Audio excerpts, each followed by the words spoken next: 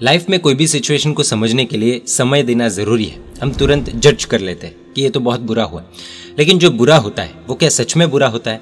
क्योंकि भविष्य के गर्भ में क्या है वो हमें पता नहीं होता। प्रस्तुत है करेला पुस्तक का एपिसोड 29। जंगल के छोर पर स्थित गांव में रहने वाले एक वृद्ध के पास घोड़ा था। वो घोड़ा एक बार जंगल में भाग गया। पड़ोसी को पता चलने पर वो अफसोस जताने के लिए आया और बोला कि आपका घोड़ा भाग गया, ये बहुत बुरा हुआ।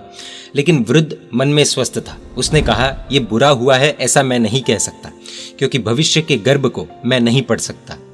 2-3 दिन के बाद वो घोड़ा अपने साथ और 7-8 जंगली घोड़ों को लेकर लौटा। ये देखकर पड़ोसी दंग रह गया। उसने वृद्ध से आकर कहा, काका आप तो बहुत भाग्यशाली है, 7-8 और घोड़े आ गए, आपके लिए बहुत अच्छा हो गया।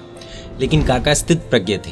घोड़ा जाने से जैसे बहुत हताश नहीं हुए थे, वैसे ही घोड़े के आने से बहुत प्रसन्न भी नहीं हुए थे।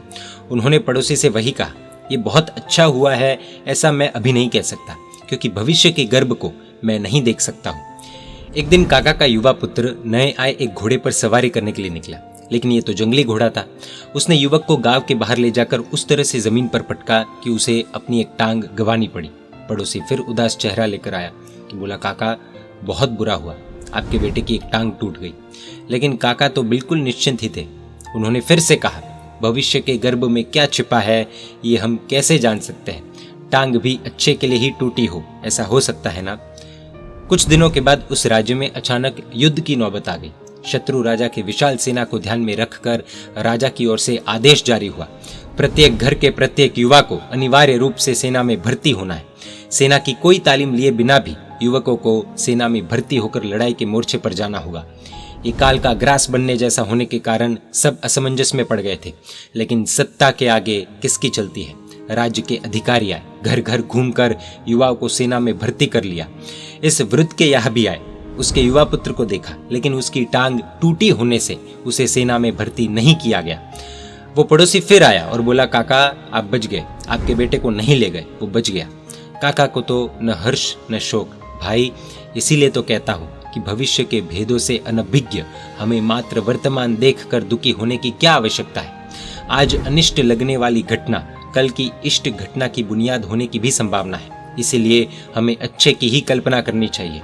जो होता है वो अच्छे के लिए ही होता है और दुखी नहीं होने में ही बुद्धिमानी है। प्रश्न उठता है, लेकिन अनिष्ट घटना अंततः इष्ट में परिवर्तित होती है, ऐसा प्रत्येक अनिष्ट घटना के समय कहाँ अनुभव होता है जिससे जो होता है वो अच्छे के लिए होता है, ऐसा आश्वासन लिया जा सके?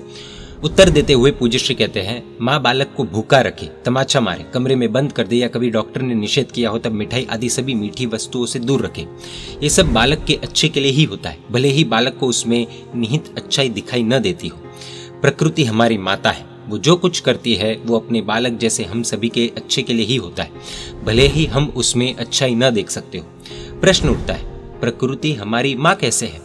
उत्तर में पूज्यश्री कहते हैं, एक माता की तरह वो हमारी पूरी देखभाल करती है, इसलिए किसी भी दुनियावी यंत्र से अत्यंत एक्यूरेसी वाला शरीर हमें दिया, शरीर के लिए आवश्यक हवा पानी हमें दिए। अरे हमारा जन्म होते ही माता के स्तनों को अमृत रूपी दूध से भर दिया।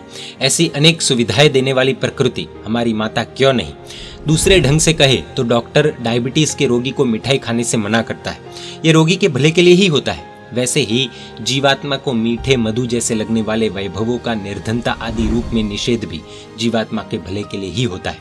अथवा अदालत अपराधी को जो कठोर सजा देती है उसमें उसे सुधारने का भी इरादा होता है। वैसे ही पाप रूपी अपराधों की सजा के रूप में आने वाले दुखों कष्टों के पीछे जीवात्मा को सुधारने का भी प्रयोजन होता है।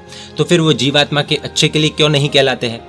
अथवा जैसे सजा कटती जाए ये कैदी के लिए जैसे अच्छा होता है, वैसे ही जीवन की प्रत्येक कठिनाइयों द्वारा जीवात्मा के पूर्व में आचरित पाप रूपी अपराध की सजा कटती जाती है। फिर वो अच्छे के लिए क्यों नहीं? एक जगह कहा गया है कि ईश्वर मनुष्य को दुखी नहीं करना चाहता है, इसलिए उसे अमरत्व देने के बजाय मृत्यु की व्यवस्था की है। दुनिया ना दारुण दर्द ने दुख नो आरो मोत, जगमा मोत न होत तो सौ पोके पोके रोत। दुनिया के दारुण दुख और दर्द का अंत मृत्यु है। जगत में मृत्यु नहीं होती तो सब फूट फूट कर रोते।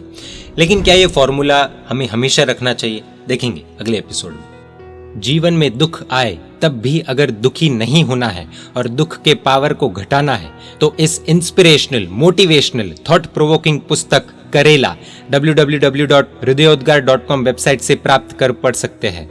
परमात्मा के आज्ञा विरुद्ध कुछ भी कहा हो तो मिच्छामि दुक्कडम। जय जिन शासन, जय महावीर।